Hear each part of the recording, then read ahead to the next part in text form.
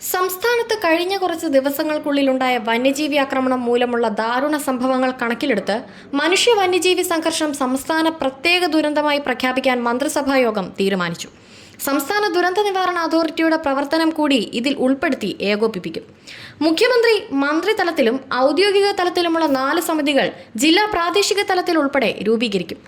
സംസ്ഥാനതല ഉദ്യോഗസ്ഥ സമിതി ഉൾപ്പെടെയുള്ള സമിതികളുടെ ചുമതലകളും പ്രവർത്തന രീതിയും ചീഫ് സെക്രട്ടറി വനംവകുപ്പ് സെക്രട്ടറിയുമായി ചർച്ച ചെയ്ത് തയ്യാറാക്കും. സംസ്ഥാന തലത്തിൽ മുഖ്യമന്ത്രി അധ്യക്ഷനായി സമിതി രൂപീകരിക്കും. വനംവകുപ്പ് മന്ത്രി, റവന്യൂ വകുപ്പ് മന്ത്രി, തദ്ദേശ സ്വയംഭരണ വകുപ്പ് മന്ത്രി, പട്ടികജാതി പട്ടികവർഗ വകുപ്പ് മന്ത്രി എന്നിവർ അംഗങ്ങളാകും.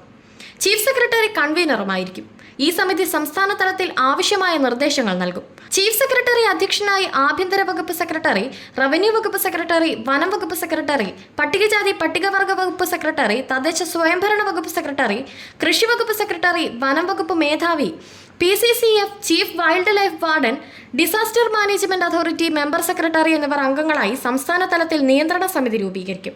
സംസ്ഥാന തലത്തിൽ ഇത് സംബന്ധിച്ച കാര്യങ്ങൾ നടപ്പാക്കുന്നതിനുള്ള നിർദ്ദേശങ്ങളും ഉത്തരവുകളും നൽകുന്നത് ഈ സമിതിയുടെ ഉത്തരവാദിത്തമായിരിക്കും. ജില്ലാ ചുമതലയുള്ള മന്ത്രി അധ്യക്ഷനായും ജില്ലാ കളക്ടർ, SP, DFO, ജില്ലാ medical officer, LSCD deputy director, പട്ടികജാതി പട്ടികവർഗ ഡെപ്യൂട്ടി ഡയറക്ടർ, ജില്ലാ കൃഷി വകുപ്പ് ഓഫീസർ, ജില്ലാ മൃഗസംരക്ഷണ വകുപ്പ് ഓഫീസർ എന്നിവർ അടക്കമുള്ള ഒരു നിയന്ത്രണ സംവിധാനം രൂപീകരിക്കും.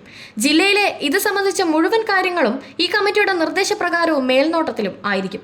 വന്യജീവി സംഘർഷ സാധ്യതാ പ്രദേശങ്ങളിൽ തദ്ദേശ സ്വയംഭരണ സ്ഥാപനങ്ങളുടെ അടിസ്ഥാനത്തിൽ ജാഗ്രതാ സമിതികൾ നിലവിലുണ്ട്.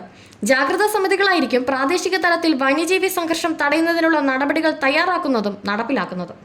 ഇവർ ബന്ധപ്പെട്ട ജില്ലാതല സമിതിയുടെ കൂടി നിർദ്ദേശപ്രകാരമായിരിക്കണം പ്രവർത്തിക്കേണ്ടത്. അടിയന്തര സാഹചര്യങ്ങളിൽ ഈ സമിതി നടപടികൾ സ്വീകരിച്ച് ജില്ലാ സമിതിയുടെ സാധൂകരണം തേടിയാൽ മതിയാകും. ജാഗ്രതാ സമിതിയിൽ തദ്ദേശ സ്വയംഭരണ സ്ഥാപനത്തിന്റെ പ്രസിഡന്റ്, ബന്ധപ്പെട്ട വനം വകുപ്പ് ഉദ്യോഗസ്ഥൻ, പട്ടികജാതി പട്ടികവർഗ വികസന വകുപ്പ് ഉദ്യോഗസ്ഥൻ, കൃഷി വകുപ്പ് ഉദ്യോഗസ്ഥൻ, മൃഗസംരക്ഷണ വകുപ്പ് ഉദ്യോഗസ്ഥൻ, തഹസിൽദാർ, പോലീസ് ഉദ്യോഗസ്ഥൻ, ആരോഗ്യ വകുപ്പ് ഉദ്യോഗസ്ഥർ എന്നിവർ ഉൾപ്പെടും. തദ്ദേശ സ്വയംഭരണ സ്ഥാപനത്തിന്റെ പ്രസിഡന്റ് ആയിരിക്കും അധ്യക്ഷൻ. സമിതിക്ക് ഈ മേഖലയിലെ അംഗീകൃത സന്നദ്ധ സംഘടനാ പ്രതിനിധികളെ കൂടി സമിതിയിൽ ഉൾപ്പെടുത്തും. ചീഫ് വൈൽഡ് ലൈഫ് വാർഡനെ മനുഷ്യ വന്യജീവി സംഘർഷം കൈകാര്യം ചെയ്യുന്നതിനുള്ള നോഡൽ ഓഫീസറായി നിയമിക്കുന്നത് പ്രശ്നപരിഹാരത്തിന് സഹായകരമാകും.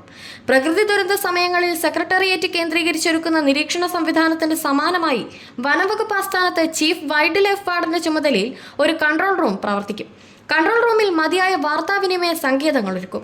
വന്യജീവി ആക്രമണ സാധ്യതയുള്ള പ്രദേശങ്ങളിൽ സമയാസമയം ജനങ്ങൾക്ക് മുന്നറിയിപ്പ് നൽകുന്നതിന് വാട്സ്ആപ്പ് ഗ്രൂപ്പുകൾ ഉൾപ്പെടെ ആധുനിക വിവരവിനിമയ സംവിധാനങ്ങൾ സജ്ജമാക്കും.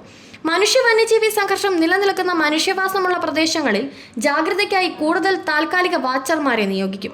വന്യജീവി സംഘർഷങ്ങളിൽ ഇടപെട്ട് പ്രവർത്തിച്ച് കഴിവ് തെളിയിച്ചിട്ടുള്ള ഉദ്യോഗസ്ഥരെ ഈ പ്രദേശങ്ങളിൽ നിയമിക്കും. ഇതിന് സംസ്ഥാന വനം വകുപ്പ് മേധാവിയെ ചുമതലപ്പെടുത്തി. വനപ്രദേശങ്ങളോട് ചേർന്ന് കിടക്കുന്ന എസ്റ്റേറ്റുകൾ, തോട്ടങ്ങൾ, കൃഷിയിടങ്ങൾ എന്നിവിടങ്ങളിലെ കുറ്റിക്കാടുകൾ ഇല്ലാതാക്കുന്നതിന് ഉടമസ്ഥർക്ക് നിർദ്ദേശം നൽകും. സർക്കാർ, അർദ്ധ സർക്കാർ ഉടമസ്ഥതയിലുള്ള തോട്ടങ്ങളും ഈ പ്രവർത്തനം വ്യാപിപ്പിക്കും. തോട്ടമുടമകളോട് വന്യജീവി സംഘർഷണ ലഘൂകരണ പ്രവർത്തനങ്ങളിൽ പങ്കാളികളാകാൻ അഭ്യർത്ഥിക്കും. നിലവിലുള്ള റാപ്പിഡ് റെസ്പോൺസ് ടീമുകളെ ആവശ്യമായ ജീവനക്കാരെയും ഉപകരണങ്ങളും വാഹനങ്ങളും നൽകി ശക്തിപ്പെടുത്തും. മനുഷ്യ വന്യജീവി സംഘർഷത്തിന് സാധ്യത കൂടിയ സ്ഥലങ്ങളിൽ ഫോറസ്റ്റ് ഡിവിഷൻ അല്ലെങ്കിൽ സ്റ്റേഷൻ അടിസ്ഥാനപ്പെടുത്തി ആവശ്യാനുസരണം പ്രത്യേക ജാഗ്രതാ സമിതികൾ രൂപീകരിക്കും. ഇത് DFOമാരുടെ ഉത്തരവാദിത്തമായിരിക്കും. വന്യജീവി സംഘർഷ സാധ്യതയുള്ള പ്രദേശങ്ങളിൽ വനത്തിനുള്ളിൽ മൃഗങ്ങൾക്ക് ആവശ്യമായ തോതിൽ വെള്ളം ലഭിക്കുമെന്ന് ഉറപ്പാക്കും. ഇവിടങ്ങളിലൊക്കെ ഇതിന് താൽക്കാലിക സംവിധാനങ്ങൾ ഒരുക്കാമെന്ന് വനംവകുപ്പ് നിർദ്ദേശിക്കണം. പൊതുമേഖല അല്ലെങ്കിൽ സ്വകാര്യ സ്ഥാപനങ്ങളുടെ സഹായ സഹകരണത്തോടെ ഇതിനാവശ്യമായ തുക കണ്ടെത്തുന്ന കാര്യം പരിഗണിക്കും. വനംവകുപ്പ് ആസ്ഥാനത്ത് നിലവിലുള്ള ഉന്നതതല ഉദ്യോഗസ്ഥ സമിതി നടത്തുന്ന പ്രവർത്തനങ്ങളും സ്വീകരിച്ച നടപടികളും ആവശ്യമുള്ള നിർദ്ദേശങ്ങളും ആഴ്ചതോറും വിലയിരുത്തി സർക്കാരിലേക്ക് വിശദമായ റിപ്പോർട്ട് ലഭ്യമാക്കണം. വന്യജീവി ആക്രമണത്തെ തുടർന്ന് പ്രഖ്യാപിച്ചിട്ടുള്ള നഷ്ടപരിഹാര തുക എത്രയും വേഗം നൽകുന്നതിന് വനംവകുപ്പ് മേധാവിയെ ചുമതലപ്പെടുത്തും. ഇതിന്റെ പുരോഗതി വനംവകുപ്പ് സെക്രട്ടറി വിലയിരുത്തണം. ഇതിലേക്ക് ആവശ്യമായി വരുന്ന ചെലവുകളെ ട്രഷറി നിയന്ത്രണങ്ങളിൽ നിന്ന് ഒഴിവാക്കുന്ന കാര്യം പരിഗണിക്കും.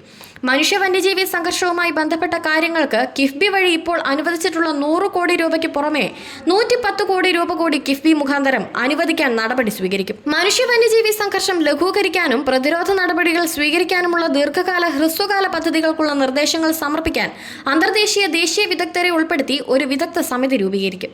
ബന്ധപ്പെട്ട ഉദ്യോഗസ്ഥർ ഉൾപ്പെട്ട ഇന്റർസ്റ്റേറ്റ് കോഓർഡിനേഷൻ കമ്മിറ്റി യോഗങ്ങൾ ചേരും.